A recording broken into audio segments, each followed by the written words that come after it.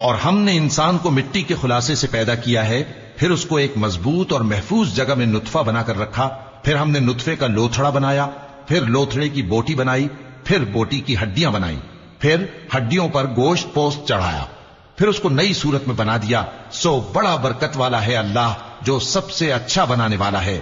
پھر اس کے بعد تم مر جاتے ہو، پھر قیامت کے روز اٹھا کھڑے کیے جاؤ گے، اور ہم نے تمہارے اوپر کی جانب 7 آسمان پیدا کیے، اور ہم خلقت سے غافل نہیں ہیں۔ اور ہم ہی نے آسمان سے ایک اندازے کے ساتھ پانی برسایا، پھر اس کو زمین میں ٹھہرا دیا، اور ہم اس کے نابود کر دینے پر بھی قادر ہیں۔ پھر ہم نے اس سے تمہارے لیے کھجوروں اور انگوروں کے باغ بنائے، ان میں تمہارے لیے بہت سے میوے ہوتے ہیں، اور ان میں سے تم کھاتے ہو۔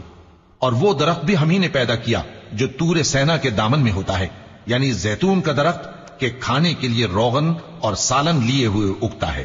اور تمہارے لیے چوپایوں میں بھی عبرت ہے کہ جو ان کے پیٹوں میں ہے اس سے ہم تمہیں دودھ پلاتے ہیں، اور تمہارے لیے ان میں اور بھی بہت سے فائدے ہیں، اور بعض کو تم کھاتے بھی ہو، اور ان پر اور کشتیوں پر تم سواری بھی کرتے ہو۔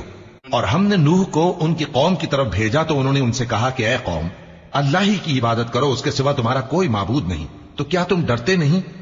اس پر ان کی قوم کے سردار جو کافر تھے کہنے لگے کہ یہ تو تم ہی جیسا آدمی ہے، تم پر بڑائی حاصل کرنی چاہتا ہے، اور اگر اللہ چاہتا تو فرشتے اتار دیتا۔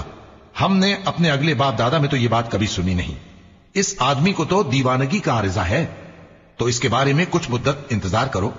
نوح نے کہا کہ پروردگار، انہوں نے مجھے جھٹلایا ہے، تو میری مدد کر۔